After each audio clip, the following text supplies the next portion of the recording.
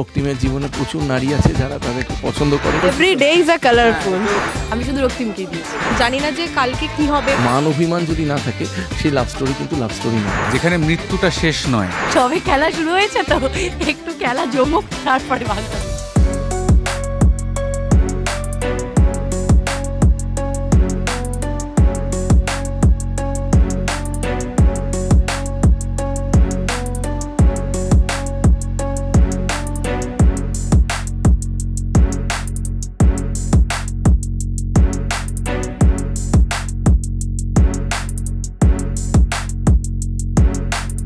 ডালির একদম ভুল ধারণা।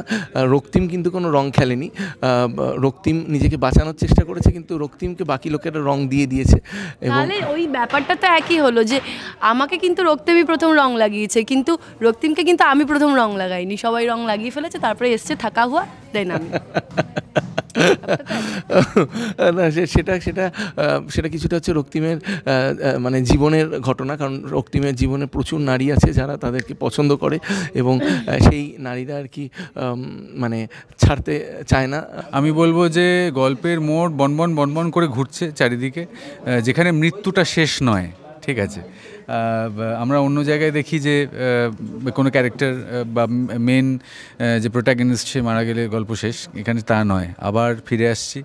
এটা রক্তিমকে, আমি শুধু রক্তিমকেই রং দিয়েছি, রক্তিম সবাইকে রং দিয়েছে, আমি শুধু রক্তিমকেই দিয়েছি।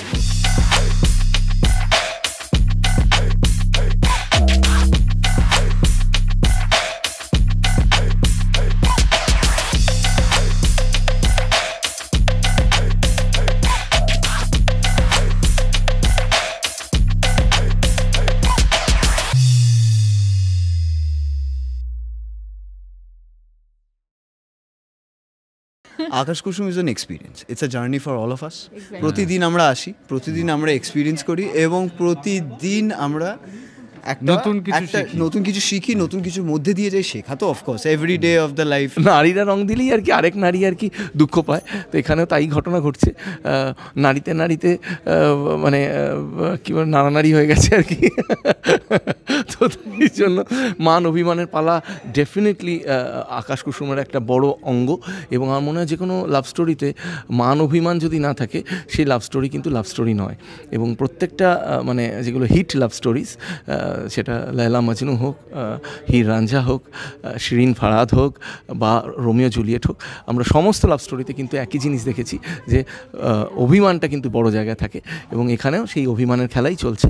আকাশ কুসুম মানে প্রতিদিন এক একটা ধরনের সিচুয়েশনকে আমরা মানে এখানে হাইলাইট করা হয় এবং এক একটা সিচুয়েশনের উপর নিয়ে গল্পকে টানা হয়। না এখনো পেটে পড়েনি, সবে খেলা শুরু হয়েছে তো একটু খেলা জমুক, তারপরে ভাগটা পেটে পড়বে।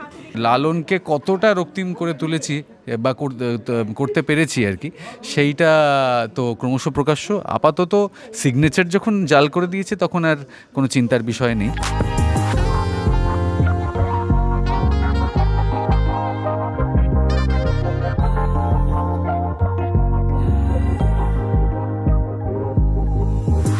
আকাশ কুসুম একটা এমন প্রজেক্ট বা এমন একটা সিরিয়াল যেটা ইভেন্টসে ভরা।